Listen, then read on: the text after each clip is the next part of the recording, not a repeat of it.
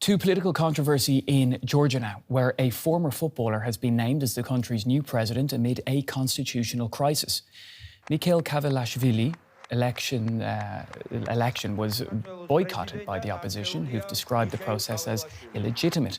The ruling pro-Russian Georgian Dream party claimed victory in a disputed election in October. Georgia's current president, Salome Zourabichvili, has refused to step down. Right, well, let's go to Tbilisi now, where I'm joined by our correspondent, Grzegorz Szymanowski. Great to see you on the show. So, Mikheil Kavelashvili has been elected Georgia's new president by the country's electoral college, but Salome Zourabichvili, who's been president since 2018, has said she's not stepping down. So what happens now? Well, Pablo, in the short term tonight we are expecting the pro-EU protesters to gather again in the city center in front of the parliament building. And this time around, the government has also called on its supporters to show up in front of the parliament for the unveiling of the Christmas tree there. So we are possibly going to have pro and anti-government crowds at the same spot today in the evening in Tbilisi. As for now, the situation is calm in the city. As you can see, the main avenue of the street is still open to traffic. But in the longer term, in the next 2 weeks, we will observe this political crisis developing. The standoff between the incumbent pro-EU president and the government develop.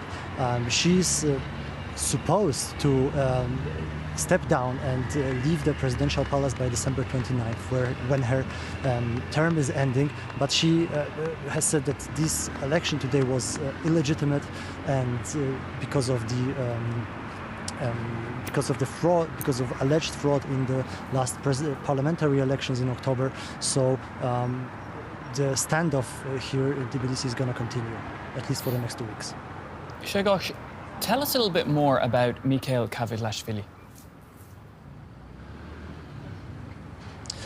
Yes, he is a former football player, and he only entered politics a few years ago with the ruling Georgian Dream party.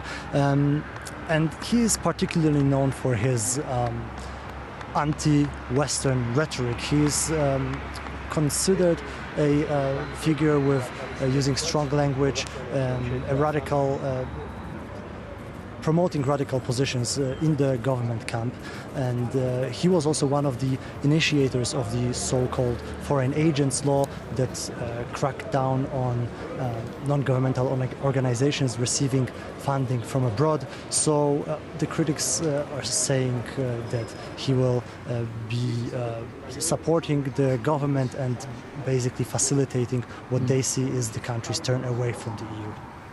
Now, we've seen months of protests against the governing Georgian Dream party. What are the main issues concerning the protesters? For the protesters, it's mostly about democracy and the EU integration. The Georgian Dream party, which has been in power for 12 years, has for a long time subscribed to the idea of EU integration, which is very popular in the Georgian society, which is also enshrined in the country's constitution.